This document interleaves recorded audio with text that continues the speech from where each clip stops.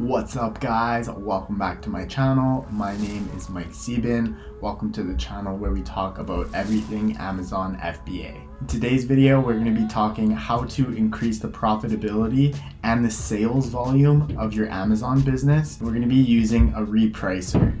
Let's get into it.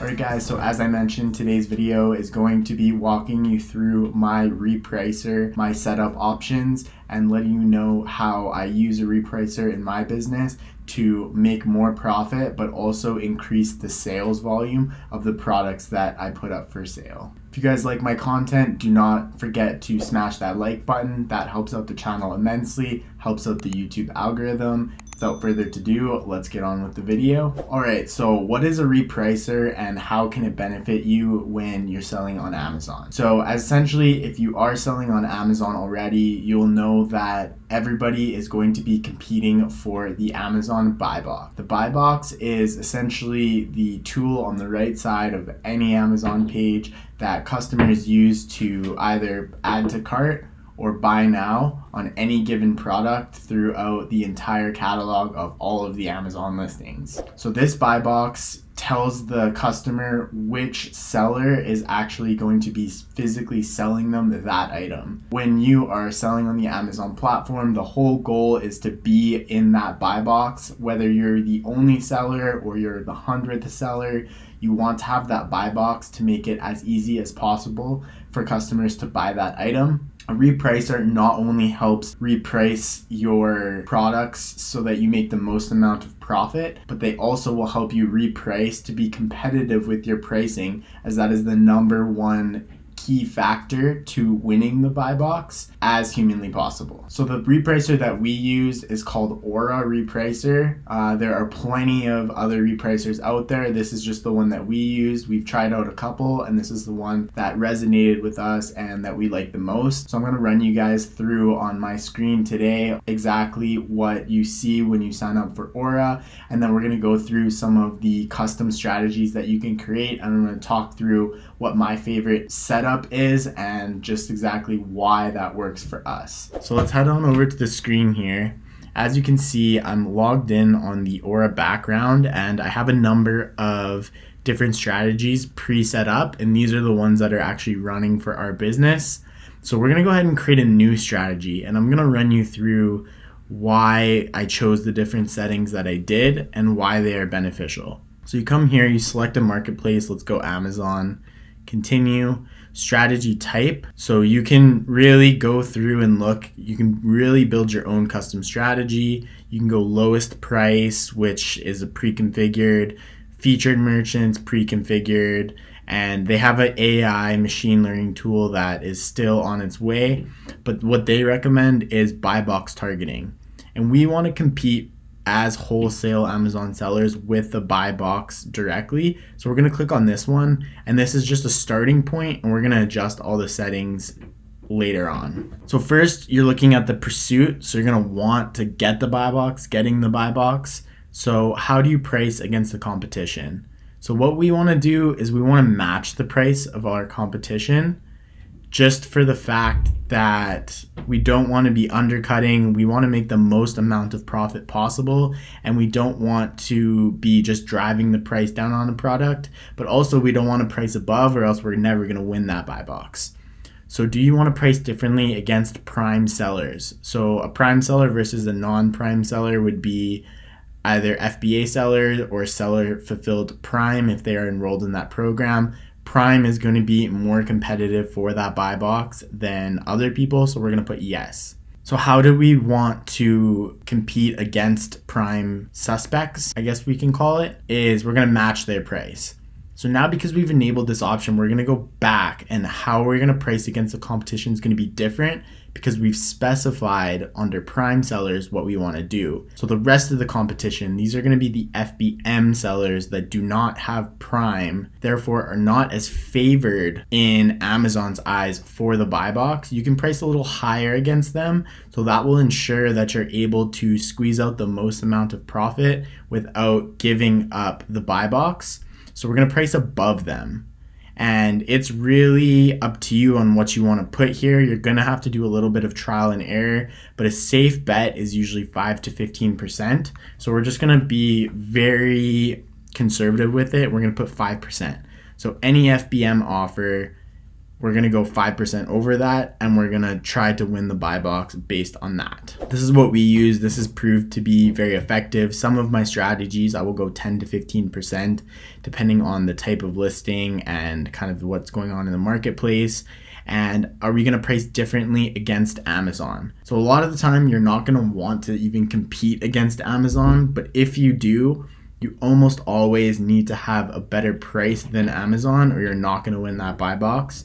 So we're going to put yes. We're going to try not to price against Amazon, but if we do, we're going to tell it what we want to do. So I am just going to put a safe bet of 2 cents. So every single time we compete against Amazon, we're going to go 2 cents under to try to win that buy box. And again, this is just the pursuit. This isn't what happens after we win the buy box. We're going to get to that later. So just to try to get the buy box from Amazon, we're going to go 2 cents under them. So when the buy box is suppressed, suppressed buy box is essentially a buy box that Amazon deems all of the sellers on the listing not competitive enough for them to issue a buy box. So a lot of the time, this means there are either no FBA or no prime offers, or the price is too high. In our sense, if we are just doing Amazon FBA, if the buy box is suppressed and we have product in, we're likely too high.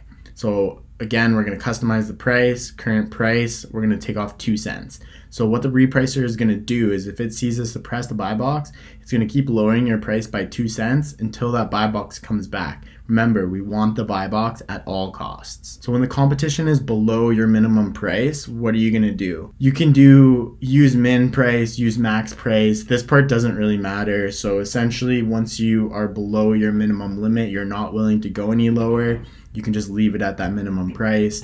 When the competition matches your min price, you can choose to do different things. Now, the logic behind me doing use max price here is because you hit your min price, a competitor matches that. Now you jump up to your max price, they're gonna get the buy box, but you want them to realize that they can come up a little bit and still have that buy box. And then the eventual hope is that they come up to the max price, and then you can both just share and sell at that max price. And then if not, your repricer is gonna come down, but your hope is to get them off of whatever your minimum price is to be able to, again, drive more profit and bring that profitability somewhere in the midpoint for yourself. So when your price reaches your min price, we can just leave it at use min price. That's pretty standard. And when you're out of stock, I like to just put it to the max price so people don't know what your minimum price is while you're out of stock. And then once you come back in stock, if there's a chance that, there's no other sellers or someone clicks on your listing over others, you're going to get a little bit more profit out of that. So then we move on to maintenance. So once you've acquired the buy box, what do you want to do? So you don't want to lower your price because that is going to obviously kill the amount of profit that you're making. Raise price is what we use, and the reason for that is you want to suck out the most profit as possible. Again, if you lose that buy box, your repricer is going to revert back to the settings of the pursuit. If you raise your price and you keep that buy box, then that means you're making more profit off of every single sale. So I like to leave it at 1 cent. That is the minimum that you can do. And it will just keep going 1 cent, 1 cent, 1 cent until it reads that you're not winning the buy box anymore. And then it'll go to its pursuit options and it'll do everything that we've just set up on the last page. So then we go to min-max pricing, and you can go off of ROI, profit margin, or fixed profit. I recommend that you either do profit margin or ROI. People really have differing opinions on this, on whether you're going to calculate your profit on an item by item basis, an ROI, or you do by profit margin. A lot of businesses have extra costs that they want to associate overall, so they want to keep a minimum profit margin on their items so they have a better understanding of what their business is doing profit-wise. This is completely up to the seller. It makes no difference whether it's ROI or profit. So I like to do profit margin. So I'm going to set profit margin, and this is just one of our strategies. So the minimum profit margin that you want to maintain on your items.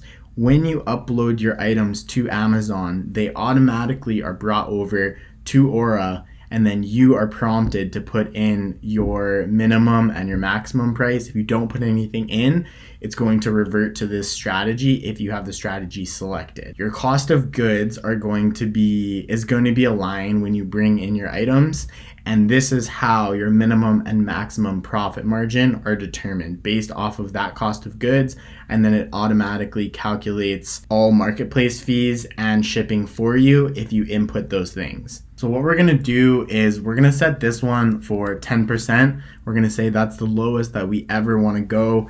If a product costs us $5, we sell it for $20, and after fees, we make $2. That is gonna be 10% margin, and that's the minimum that we wanna make. So that's what we're going to put in here. And then a maximum profit margin, I actually leave this blank. So then for a maximum profit margin, I'm actually just gonna put something somewhat conservative, and I'm gonna override this on every single listing that I do, because you're gonna wanna do a deep dive product research on each and every item and see where the highest profit margin reasonably is for that product without tanking the ranking of the product, without making it so that people do not want to buy it. So something I put in here is like 40% margin. So then a good example here, it just tells you if you were selling this LG TV, you look at it and your cost is $55, your marketplace fees is $487, your FBA fees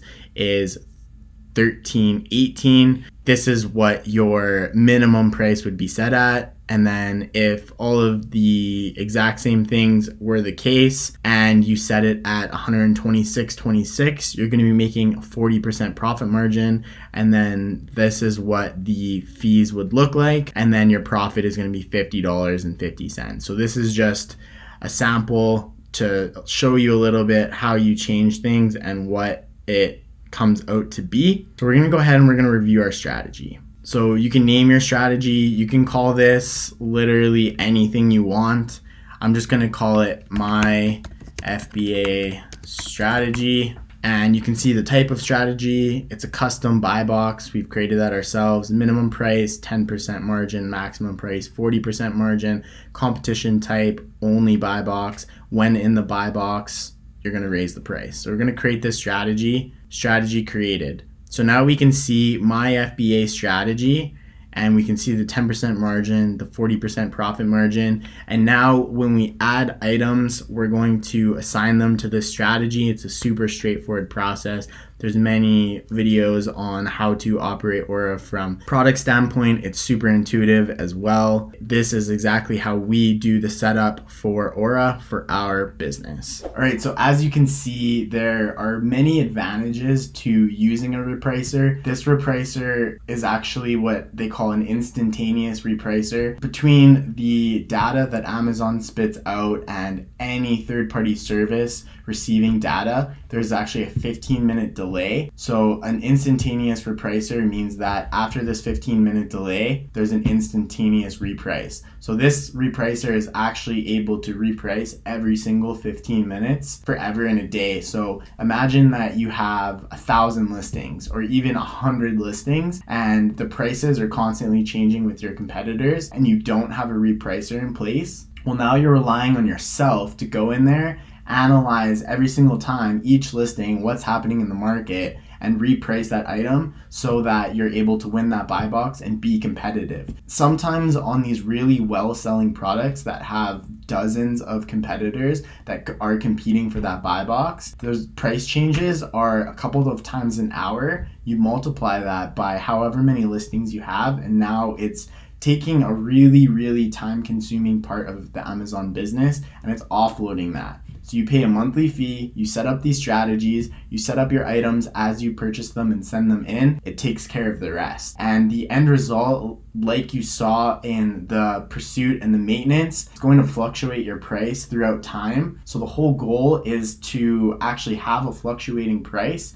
and to meet the mark of a buy box at a high price point. If you were just to leave your price at whatever you wanted to make at your very lowest, well, there's other people running repricers, and what their repricers are going to do is they're going to see that lowest point and they're going to push a little bit past that based on their settings, or they're going to raise the price up and you're going to go ahead and sell out of all your product at whatever the minimum was that you were okay with taking for a profit. Whereas if you had a repricer, you'd compete with them. Your inventory might take a little bit longer for that specific listing, but you'd be able to pull more profit out. Or alternatively, if you're repricing, the repricer is actually going to find what other people's minimum prices are, and it can go a little bit below that. And if this price is more than you'd be willing to set your minimum at, now you're getting all the sales and making more money than you ever would before. All right, guys, so I know this one was a little bit long-winded, a little bit more technical, but I wanted to give content to